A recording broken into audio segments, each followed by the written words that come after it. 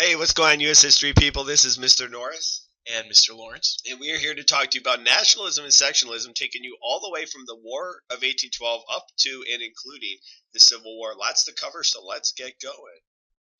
All right, let's start off talking about what exactly nationalism is. This is pride, love, and devotion to your country, and we will see that it will increase after the War of 1812 for many reasons. And the first one is there is a growth of a two-party system, and we have the Democratic Republicans, that same party that's been around since Thomas Jefferson, and later on we're going to see the emergence of another political party, the Whigs. All right, so not only do we have the growth of the two-party system, because again, two parties help to unite Americans across North and South. We also see the connection through market economy. One thing that all Americans will want to do is make money. So through free trade, through opportunities within the North and the North through manufacturing, the South through agriculture, will unite the country in order to make as much profit as possible. Cannot talk about nationalism during this time period without talking about this guy, John Marshall, and the Marshall Court, or the Supreme Court under the leadership of John Marshall. And what we'll see here is a trend that Supreme Court cases during this time gave power to the federal government. So you see an increase of the power of the federal government. Mr. Norris, do you remember any cases from this time period? I do definitely. Couple to know, it's a little before his time period, but first of all, Marbury versus Madison, which establishes judicial review, or the ability for the Supreme Court to declare laws unconstitutional. Then you also have McCulloch versus Maryland, which dealt with the Bank of the United States, and it said that the federal government was more powerful than the state government. There was also Gibbons versus Ogden, which said that Congress is the one that can control trade between states or interstate trade. Mr. Lawrence, can you tell us what this picture is here? All right, so we've talked about two-party system, we talked about market economy, we talked about the Marshall Court, but also the War of 1812.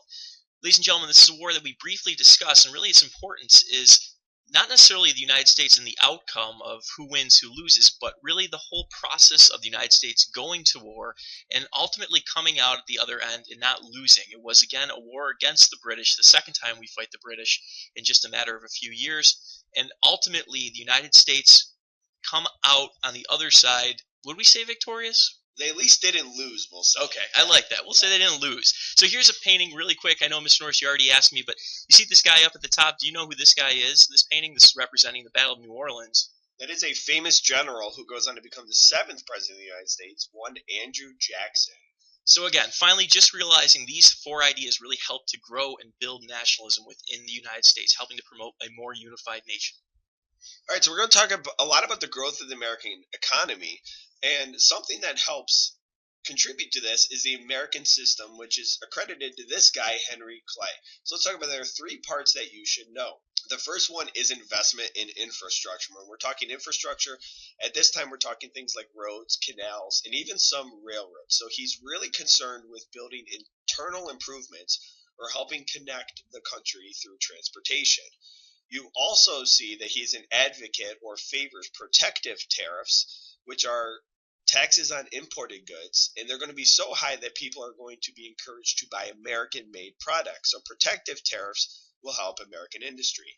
And then finally, the third part is the creation of the second bank of the United States, because the first bank expired. Now the second big idea we have to understand in the growth of the American economy at this time period is the issue of transportation. With these new investments by the American government, we see the growth of things, as Mr. Norris already said, things like railroads, canals, highways, and turnpikes. And these are going to be important because these will help to really get goods to the markets that will eventually help to make profit for more Americans. And what was the most famous canal during this time? That would definitely be the Erie Canal. Erie Canal. And I hear you can go about 15 miles a day on it if you have a mule named Sal. That's what I hear. All right, let's talk about Andrew Jackson, and this time period is also known as the Age of Jackson. And we have something called the spoils system, which is really, really, really important. Andrew Jackson used the spoils system, which simply meant that once he became president, he had the power to appoint a bunch of people to different federal positions. And he appointed people who supported him or helped him get elected. We also had the common man president. So Andrew Jackson is seen as one of the first, what they called the common men within American society. He wasn't highly educated. He didn't come from an elite background. He was a guy who kind of worked his way up from the backwoods of Do you remember what state he was born, Mr. Norris? Somewhere between North and South Carolina. They don't know exactly which one he belongs to. Very nice. That's right. Very smart. So he works his way up to the White House, eventually becoming president. He opens, actually, a funny story that when he's inaugurated, he actually opens the White House up and just lets any American right off the street come, hang out, have a good time, and really enjoy the spoils of his victory. So again, being seen as this common man president was something new at the time. The issue of Indian removal will become an important topic to remember under the age of Jackson because we know of the Indian Removal Act, and eventually leading to the Trail of Tears and moving thousands of natives farther to the west. And this ultimately you can kind of point to as the beginning of Manifest Destiny, which is the expansion from coast to coast. We also have the nullification crisis, and this happens with Andrew Jackson's vice president, John C. Calhoun, in South Carolina. He disliked those high tariffs that Henry Clay advocated for, so they threatened to nullify or void a federal law. That's something that states cannot do. They're not allowed to overturn or not enforce federal laws, but they threatened to do that. And the country was really on the brink of civil war, but ultimately it was avoided. And that ties into this issue during this time of who ultimately has more power. Is it the states or is it the federal government? People like John C. Calhoun believed it was the states. People like Andrew Jackson believed it was the federal government. And ultimately, we'll see the federal government is supreme and does have more power over the states. All right, moving forward, some other topics that we discussed within this unit were reform movements of the 19th century. Specifically, we see the issue of slavery and the abolitionist movement. A famous abolitionist of this time was Frederick Douglass, who spoke out against slavery. Did you know he is buried in Rochester, New York? I didn't. I just found that out recently, so that's pretty cool that he lived in Rochester longer than any other city in his entire life. We also have a very famous book called Uncle Tom's Cabin, written by Harriet Beecher Stowe, which really did a good job of portraying the evils of slavery and helped open up the eyes of many people just to see how bad slavery truly was. We have the temperance movement, which is trying to eliminate hard alcohol or really try to cut down on alcohol altogether. This will be a front runner to what we'll see in the 19-teens, the prohibition movement, which they're trying to prohibit alcohol. And ladies and gentlemen, one of the last movements we started talking about within this time period was women's rights or women's suffrage. And specifically, we see the Seneca Falls Convention, where we see prominent women from all over the country come together to start discussing the issue of equality for women.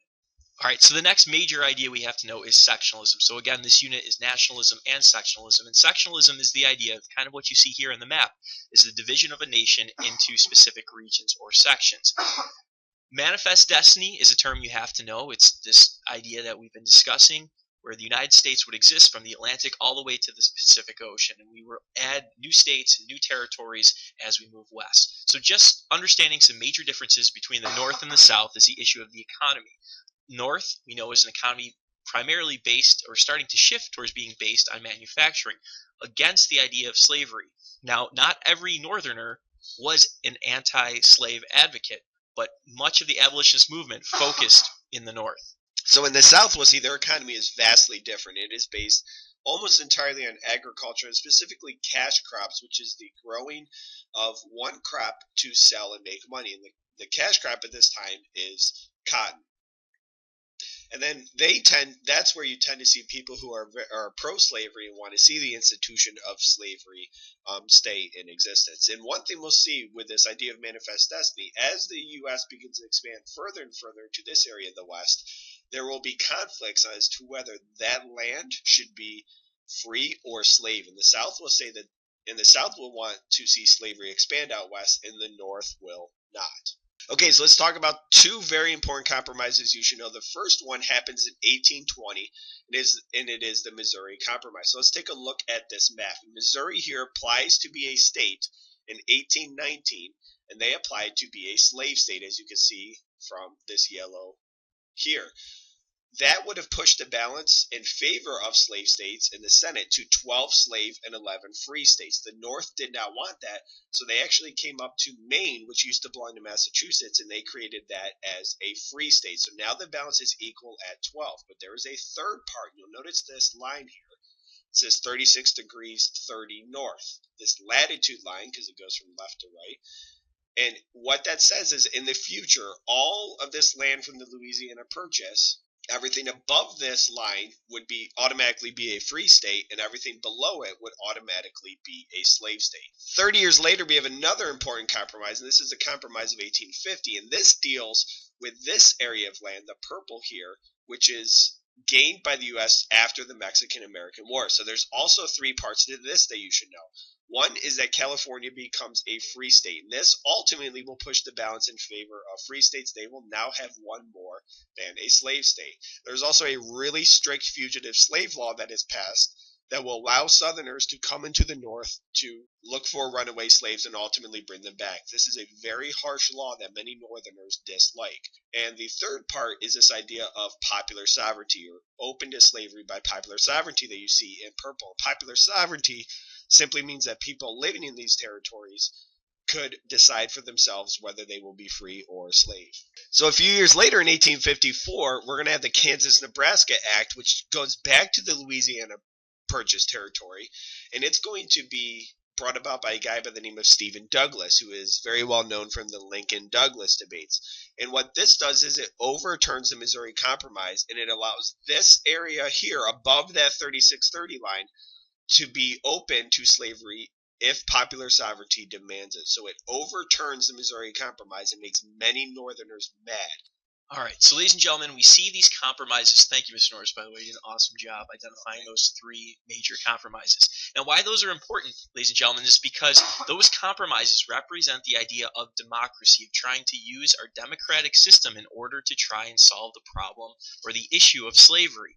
Now, ultimately, what we know is that democracy is not necessarily going to work to fix the issue of slavery. So unfortunately for the United States, we begin down this road to civil war. And one of the big issues we see is the issue of bleeding Kansas, which Mr. Norris referred to as the issue of popular sovereignty, where individuals actually had the right to determine was their state going to be free or a slave state. And because of that, groups from both sides would stream into Kansas in order to try and affect the vote, ultimately leading to violence where hundreds of Americans died fighting in the streets in order to promote either anti-slavery or pro-slavery issues. The other major case that we studied was the Dred Scott v. Sanford case in 1857, where Mr. Dred Scott sued in order to gain freedom because he was existing within a free state. Ultimately, the Supreme Court denied him his freedom and was really telling the United States that slaves were going to be seen as property and were not going to be extended rights within the Constitution. So what this does is ultimately the only way to reverse this court case decision is to either have another court case, or as we'll see after the Civil War, an amendment that is passed that will permanently ban slavery from the United States. A couple years later, after Bleeding Kansas, we have John Brown, who was also a part of Bleeding Kansas. You can see a picture here. He goes to an armory in Virginia, which is now in present-day West Virginia, called Harper's Ferry. And he goes there and steals all these weapons, and he hopes to start a massive slave rebellion. It is not successful. John Brown and many of his family members were all caught and eventually killed, but this helped propel the nation towards civil war because the South was very fearful of future uprisings. And ladies and gentlemen, the last topic that we have to understand when it comes to the road to war, out of these four big ideas, is the election of Abraham Lincoln in 1860. Abraham Lincoln is elected under the Republican Party, a new party at the time, against his rival, Mr. Douglas. And a fear really spreads throughout the South that with the election of this new Republican, Abraham Lincoln, will eventually bring the end to slavery in the United States. Okay, let's jump ahead to the Civil War. And the Civil War starts in April of 1861, shortly after, just a few weeks after Abe Lincoln is formally inaugurated as the 16th president. The first shots are fired at Fort Sumter in South Carolina. As we fast forward a few years to 1863, as the war is raging between the North and the South, tens of thousands of Americans are being killed, Lincoln starts to change his perspective away from just trying to save the Union to also bringing an issue of slavery, realizing that there's been such a sacrifice by the American people that we should make this more about just saving the Union, but also trying to bring about ending slavery. So he signs the Emancipation Proclamation, which really only gives freedom to slaves in occupied areas of the Confederacy. And then we have the Battle of Gettysburg in that same year, and the Gettysburg Address, which is a huge turning point, which reinforces the idea that the war has to bring about an end to slavery. And also, this is the 150th year anniversary of both the Emancipation Proclamation and the Battle of Gettysburg.